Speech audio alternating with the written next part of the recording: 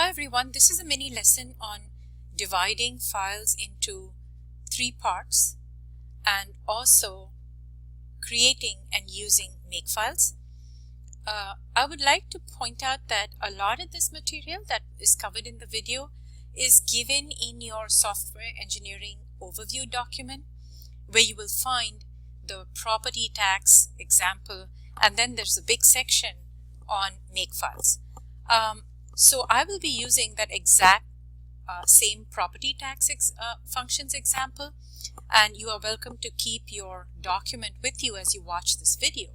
As you may recall, the example was to calculate property tax based off of home income values, right? So the user is expected to enter home values, and your program is expected to calculate property tax, which is predetermined at 1.2%, right? So I'm going to go into all this example, and the solution is there in the document. I'm just going to go over that. So here is where the 3-file division actually starts. You have the solution is divided into 3 parts. The first part is the calculate property tax main, where your main method, which is your integer main, your main C++ method is right here, right? And here is the only function that you're expected to use, which is calculate property tax. And if you notice here, there is a big header, and this is all about how to do your documentation and stuff. So this is the description of what your application does. The main program has a single call to calculate property tax. If you notice here, it says include calculate property tax header.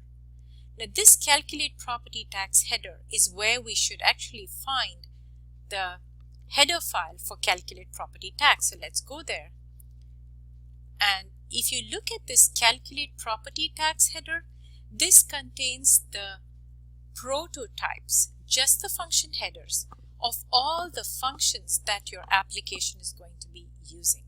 Notice that this does not contain any function definition. It just has a single function header, right?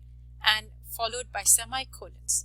So if you include this file, then it's just the same as though you put all the function prototypes in one single file on top of your main program, and then you went ahead, used those functions, and then you define the functions later, right? So splitting it into 3 files is a convenient way for putting all your function headers in one place, and that's what we have done. Now I'm going to go to the next file, which is calculate property tax functions. When you look at calculate property tax functions, you see a whole ton of function definitions. These are all functions that have been declared in your calculate property tax header, right? So again, the header file contains just a single line function header, which are called the function prototypes, and then the functions file contains the definitions. So you see calculate property tax, the function that we used in our main program is actually defined here, and so all the functions that we have used. And you see these single line comments, they explain what this function does and what it returns. So this is how I would expect you to divide the files into 3 parts.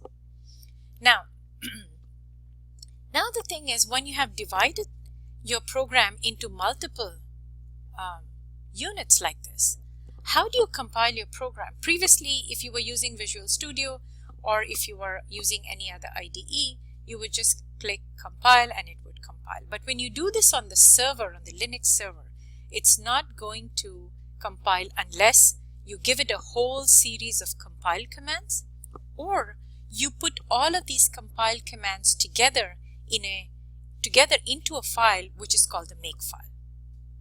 Make is a Linux utility which allows you to put a whole bunch of compile commands together and run it like a script, and it will execute all of those commands one by one for you.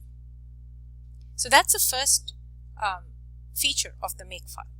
The second feature of the Makefile is that the make utility, it senses whenever a file has gotten edited. So for example, if you change something in your calculate property tax main, and then it would sense that this file has gotten changed, and it would go, and when next time you ran make, it would look at the dates, and then it would determine which file has changed since the last time the compilation was done, and go ahead and compile only that file.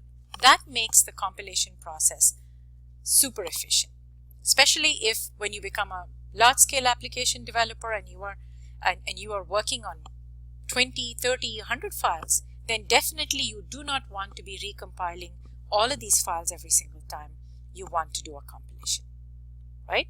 And it also allows a whole ton of programmers to develop programs and then pool all those programs together and then use one common makefile to compile everything into one executable unit. The question though is, how are we going to create the makefile? And I'm just going to go over that a little bit.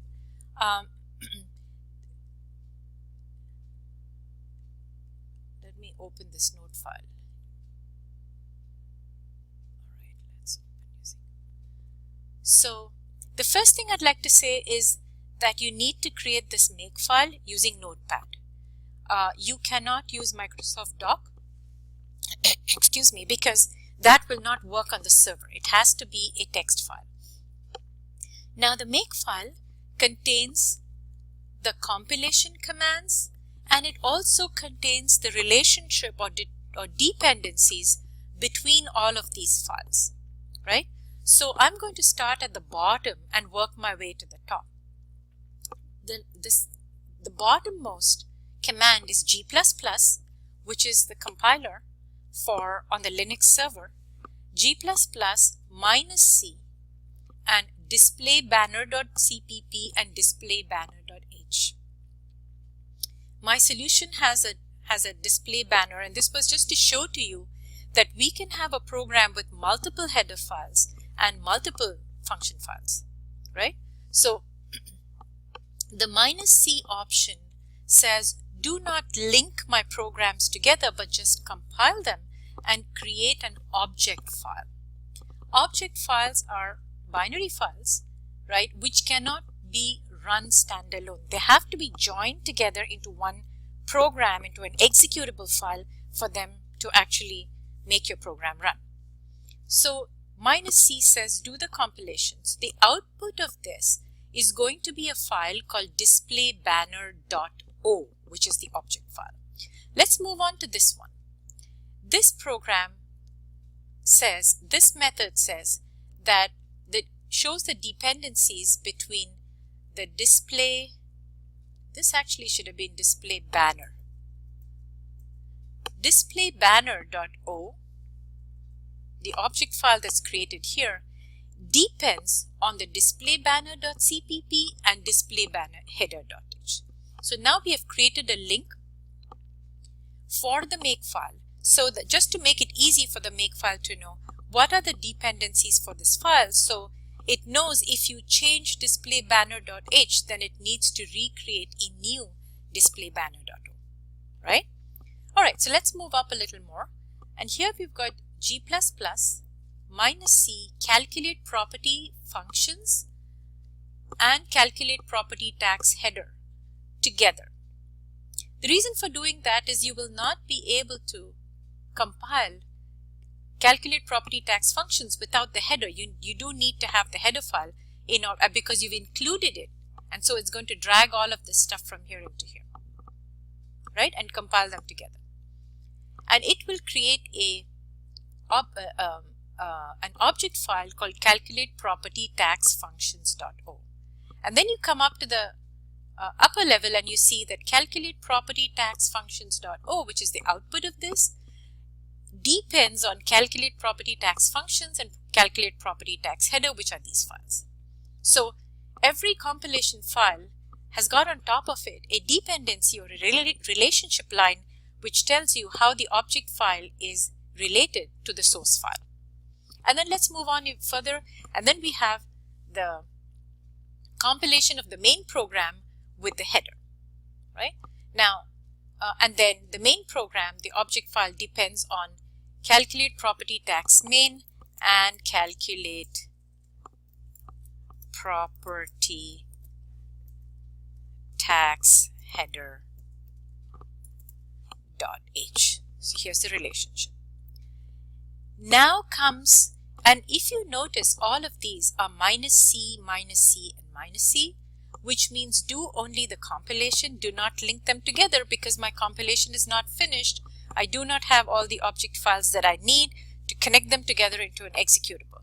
So when you come here, you can see that I have a G++, but I do not have a minus C, and this takes the object file from here, the object file from here, the object file from here, and connects all of them together and says generate an output executable file and call it calculate property tax. Right?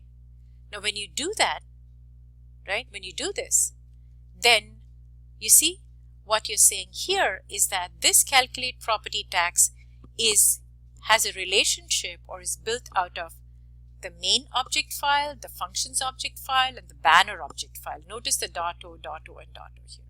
And then you come here and say all these files, right, are the target, the final target file is calculate properties tax, and that's the one that's going to be the executable. Another thing that I'd like you to notice is that the space here is actually tabs, and your Makefile will not work. If you have spaces, you need to have tabs here, right? So now I'm just going to save this file, and I'm going to go on to PuTTY and show you how this actually works. So I'm going to connect to my PuTTY, and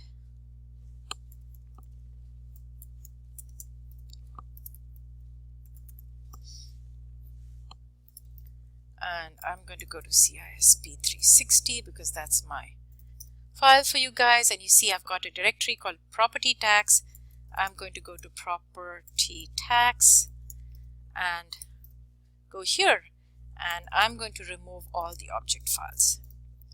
And if you can see, I've got, and I'm going to remove calculate property tax because I had just run that before making this video.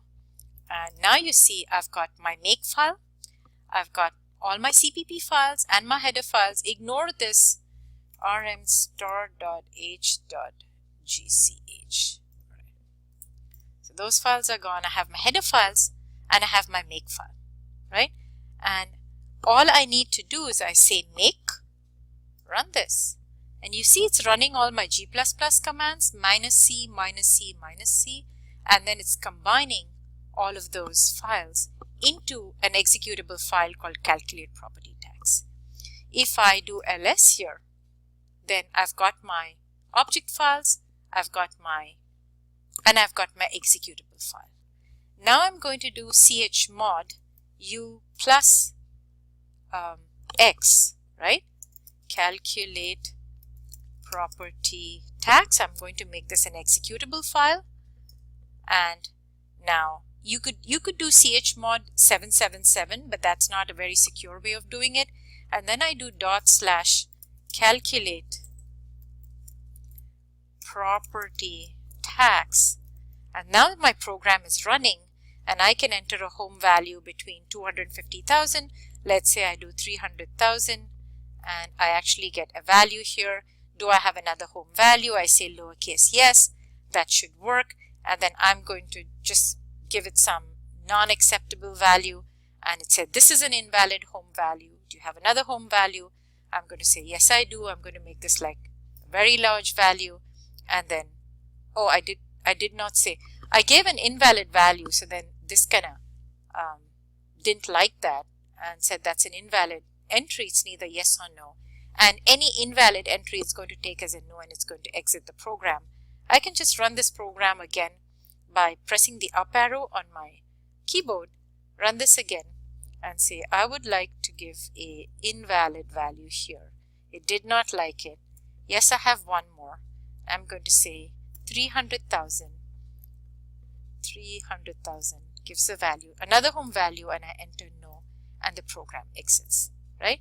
And so I can exit out of my PuTTY and I'm done. So this is how the reason why we divide files into 3 parts, so that you can have a team of engineers working, you have a separation of concerns, and then how you can build a Makefile that does all your compilation for you in one easy step and also makes your compilation process super efficient.